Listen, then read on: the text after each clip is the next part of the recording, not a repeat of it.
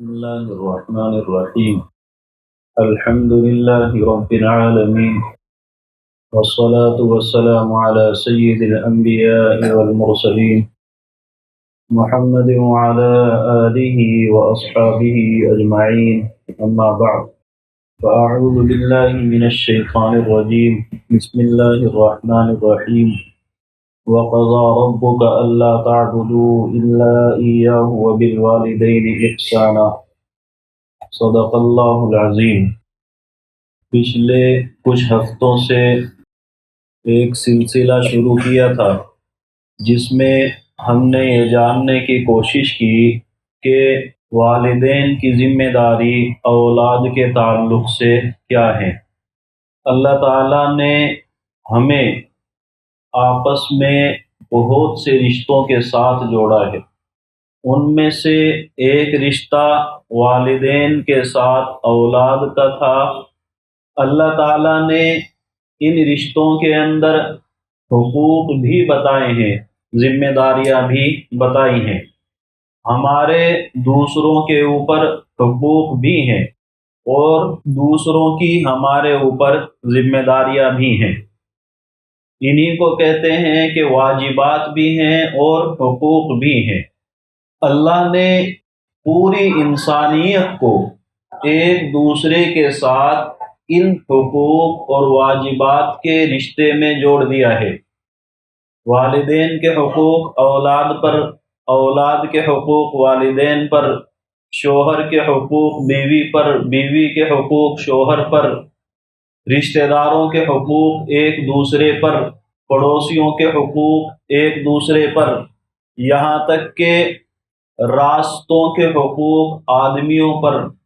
اللہ کے رسول صلی اللہ علیہ وسلم نے ایک موقع پر صحابہ سے فرمایا، ایاکم والجلوس فی الطرقات، راستے میں بیٹھنے سے بچا کرو، کوشش کیا کرو کہ تمہاری محفلیں راستے میں نہ ہوں. صحابہ نے عرض کیا، یا رسول اللہ ہمارے پاس دوسرا آپشن ہی نہیں ہے، ایسی جگہیں کم میسر ہوتی ہیں جہاں پر ہم بیٹھیں، راستے میں بیٹھنے کی ضرورت پڑ جاتی ہے. راستے میں بیٹھنے کا مطلب راستہ روک کر کے نہیں ہے، راستے کے کناروں پر. اللہ کے رسول صلی اللہ علیہ وسلم نے فرمایا، اگر تمہارے لیے بیٹھنے کے علاوہ کوئی راستہ نہیں ہے تو راستوں کو ان کا حق دیا کرو. جب راستوں میں بیٹھنا ہی ہے تو راستے کے حقوق ہیں، ان حقوق کی رعایت کرو. ان حقوق میں آپ نے ایک حق بتایا کہ اپنی نگاہیں نیچی رکھا کرو. یہ نہیں ہے کوئی راستے میں سے گزرے اور آپ کی نگاہیں اٹھ اٹھ کر کے اس کو دیکھتی رہیں. اسی طرح راستے میں کوئی تکلیف دہ چیز ہو تو اس کو دور کر دیا کرو. کسی شخص کو دیکھو کہ یہ غلط کام کر رہا ہے تو اس کو منع کرو. کوئی اچھے کام کا موقع ہو، کوئی ایسا شخص ہو جو بھلائی کر سکتا ہے جو تم نہیں کر سکتے ہو، اور کسی کو بھلائی کی ضرورت ہے اور بھلائی کرنے والا موجود ہے، تو تمہاری ذمہ داری ہے کہ اس آدمی کو بتاؤ وہاں تم یہ کام کر سکتے ہو، اس سے فلاں کا بھلا ہوگا. تو امر بالمعروف اور نہی عن المنکر کیا کرو. ان باتوں کو بتانے کا مقصد یہ کہ اسلام ہر ایک کو اس کا حق دیتا ہے اور ہر ایک کے ساتھ کچھ ذمہ داریاں بھی عائد کرتا ہے. چنانچہ والدین پر اولاد کے حقوق کیا ہیں جو ہم نے جاننے کی کوشش کی تھی. کچھ چیزیں ایسی بھی ہیں جو باقی رہ جاتی ہیں، وہ انشاءاللہ پھر کبھی سامنے آئیں گی. اس لیے آج موضوع کو بدلتے ہیں اور بات کرتے ہیں کہ والدین کے حقوق اولاد پر کیا ہیں.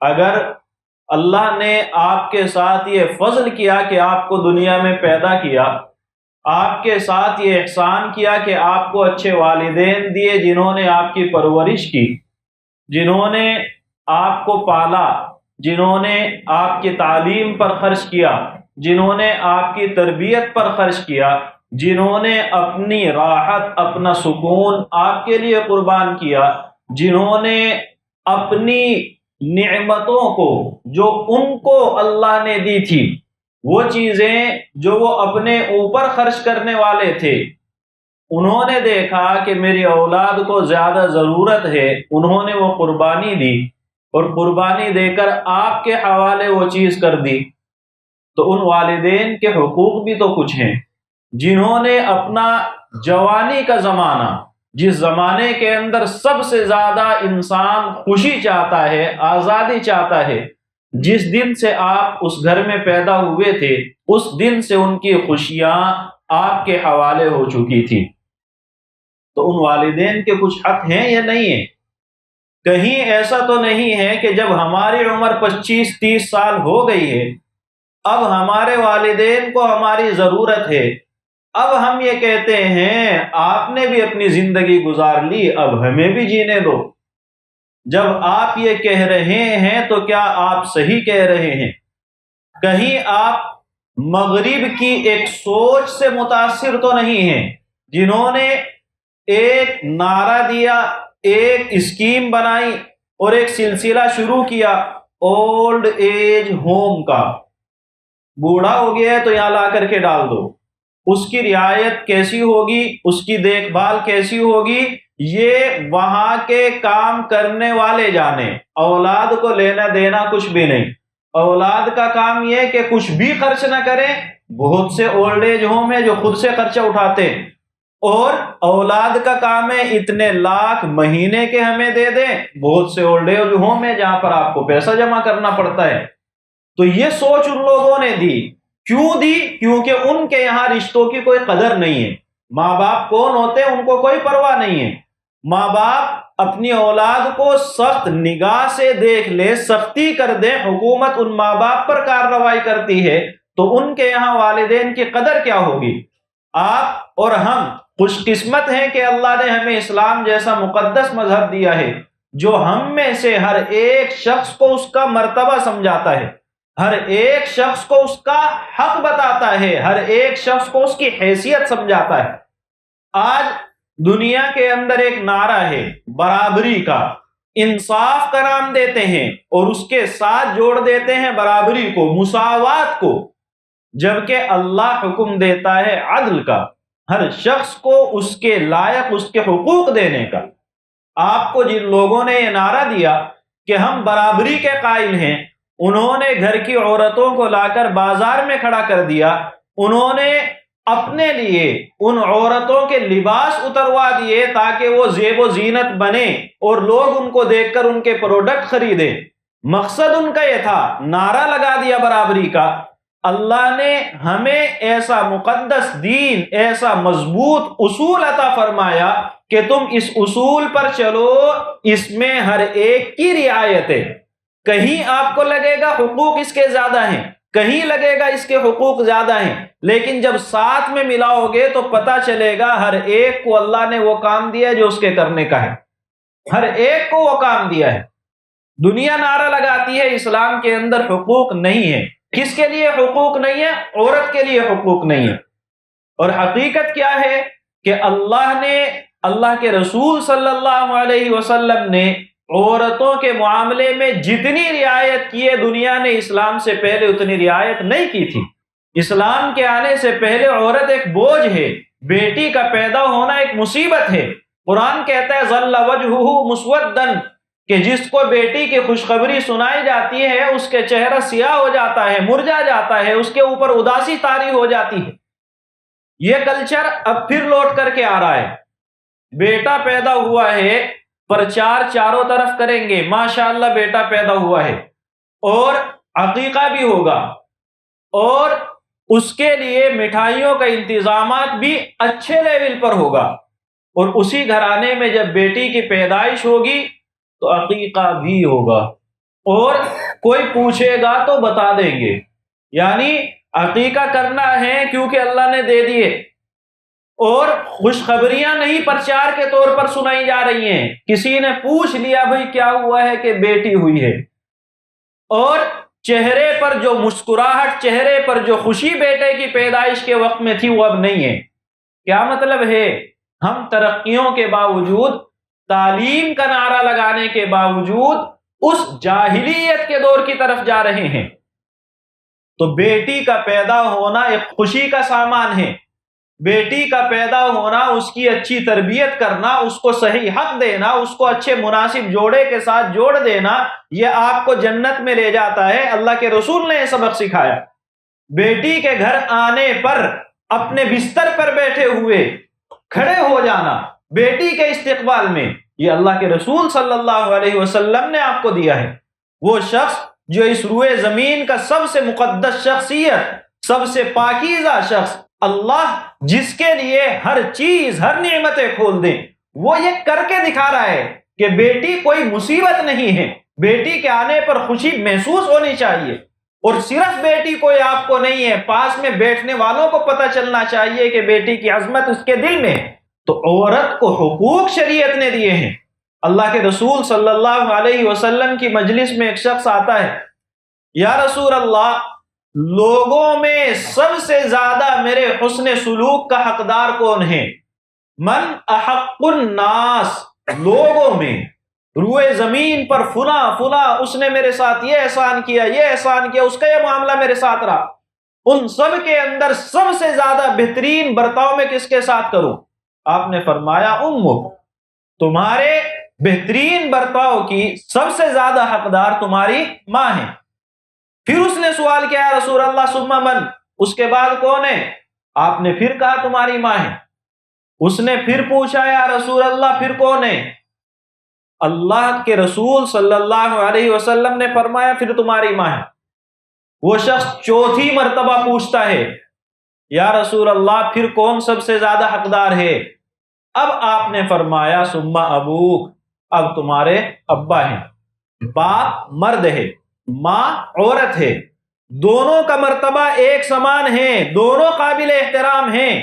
لیکن اللہ کے رسول جب حق بیان کرنے کی بات کرتے ہیں، حق کا مطلب اچھا برتاؤ کرنا، نرم لہجہ اختیار کرنا، پریشانی کے وقت میں ساتھ کھڑے رہنا، تکلیف میں موقع پر موجود ہونا، تکلیف کو دور کرنے کی کوشش کرنا، غصے کو جھیلنا، یہ سارے کے سارے معاملات کس کے ساتھ زیادہ کرنے ہیں؟ اللہ کے رسول فرماتے 3 مرتبہ تمہاری ماں کا حق ہے۔ جب یہ حقوق ادا کر چکو تو چوتھا نمبر باپ کا ہے۔ تو اسلام عورت اور مرد کے فرق کو نہیں دیکھ رہا ہے، اسلام دیکھ رہا ہے ضرورت کس کی زیادہ ہے۔ اسلام جانتا ہے باپ جب تک زندہ ہے جائیداد اس کے نام ہے، اولاد جھک مار کے اس کی خدمت کرے گی، اور باپ کے جانے کے بعد ماں کے ساتھ کیا برتاؤ ہوگا وہ پوچھنے اور دیکھنے کے لائق نہیں رہتا ہے۔ تو اس لیے اللہ کے رسول نے تاکید فرمائی ماں کا حق زیادہ ہے اور باپ کا بھی حق ہے۔ لیکن جب معاملہ ہے اطاعت اور فرما برداری کا، کس کی اطاعت سب سے زیادہ کرنی ہے، کس کی فرما برداری سب سے زیادہ کرنی ہے، اب یہاں معاملہ الٹ جاتا ہے۔ اطاعت میں باپ پہلے ہے، ماں کا نمبر بعد میں ہے۔ اچھے سلوک میں ماں کا نمبر پہلے ہے اور باپ کا نمبر بعد میں ہے۔ خدمت کرنے میں، رعایت کرنے میں، پریشانیوں کو دیکھنے میں پہلا حق باپ کا ہے، اور جب یہ کام آئے یہ کام کرو، اب اس حکم کے اندر اطاعت باپ کی ضروری ہے۔ کیوں؟ اللہ نے گھر کا ایک نظام بنایا اور گھر کے اندر ایک کو سربراہ بنایا، اور سربراہ اللہ نے گھر میں شوہر کو بنایا، اور وہ اولاد اور والدین کے رشتے میں باپ کو بنایا۔ تو باپ گھر کا سربراہ ہے اولاد کے حق میں باپ ہونے کی وجہ سے، اور باپ گھر کا سربراہ ہے ماں کے حق میں اس کا شوہر ہونے کے اعتبار سے۔ تو اطاعت اور فرما برداری میں والد کا حق پہلے ہے، لیکن خدمت کے اندر والدہ کا اور ماں کا حق پہلے ہے۔ تو باتیں بہت سی ہیں جو والدین کے حقوق کے تعلق سے ہیں، انشاءاللہ کریں گے، آگے بھی باتیں آئیں گی۔ ابھی فی الحال سمجھانا یہ ہے اللہ نے ہر ایک کے حق کو دیکھا ہے، ہر ایک کی ضرورت کو دیکھا ہے، ہر ایک کی، چاہے وہ جانور ہو چاہے انسان ہو، جاندار ہو بے جان ہو، ہر ایک کی رعایت کو دیکھا، اور اس کے بعد اللہ نے حقوق کو بیان کیا۔ اللہ نے فرمایا وَقَضَى رَبُّكَ أَلَّا تَعْبُدُوا إِلَّا إِيَّاهُ، اللہ کا فیصلہ ہے۔ ایسے الفاظ قرآن بہت کم استعمال کرتا ہے۔ اللہ نے فیصلہ فرما دیا ہے کس چیز کا؟ کہ عبادت صرف اللہ کی ہوگی، اس کے علاوہ کسی کی بھی نہیں ہوگی۔ ایک دوسری آیت میں اسی کو فرمایا اللہ تشرکو بہی، اللہ کی عبادت کرنی ہے اور اس عبادت کے اندر شرک نہیں کرنا ہے، اس عبادت کے اندر ایسا کوئی کام نہیں کرنا ہے جو ہونا اللہ کے لیے چاہیے تھا آپ کر کسی اور کے لیے رہے ہیں۔ تو پہلا فیصلہ، پہلا حکم اللہ کا یہ ہے کہ تم صرف ایک اللہ کی عبادت کرو۔ اس کے بعد وَبِالْوَالِدَيْنِ إِحْسَانًا، اللہ کا حکم یہ ہے کہ والدین کے ساتھ اچھا سلوک کرو۔ والدین کے ساتھ پہلا حق اللہ کا ہے، اور اس حق کے ساتھ اللہ نے کہا والدین کا حق ہے، اپنے حق کے ساتھ۔ قرآن میں تقریباً 4 یا 5 موقعوں پر اللہ نے یہ سلسلہ قائم کیا ہے۔ اللہ کا حق آتا ہے، فوراً والدین کا حق آتا ہے۔ بتانا کیا ہے؟ ساری مخلوق کے حقوق میں دے رہا ہوں، ہر ایک کے حق کی رعایت ضروری ہے، لیکن کس کا حق سب سے مقدم ہے یہ فیصلہ بھی میرا ہے۔ اور اس فیصلے میں اللہ نے فرمایا وَبِالْوَالِدَيْنِ إِحْسَانًا، والدین کے ساتھ اچھا سلوک کریں۔ ایک دوسری آیت میں اللہ نے فرمایا انشکر لی وَلِوَالِدَيْكَ، دنیا میں پیدا ہو گئے ہو، پیدا ہو کر کے جی بھی رہے ہو، اپنی مرضی کی زندگی گزار بھی رہے ہو، لیکن یہ زندگی دی کس نے ہے؟ پہلا حق اللہ کا ہے، اس نے پیدا کیا۔ دوسرا حق والدین کا ہے، انہوں نے پیدائش کے لیے تمہاری جو مصیبتیں جھیلی ہیں وہ تم اندازہ نہیں کر سکتے۔ تو اس لیے کیا کرو؟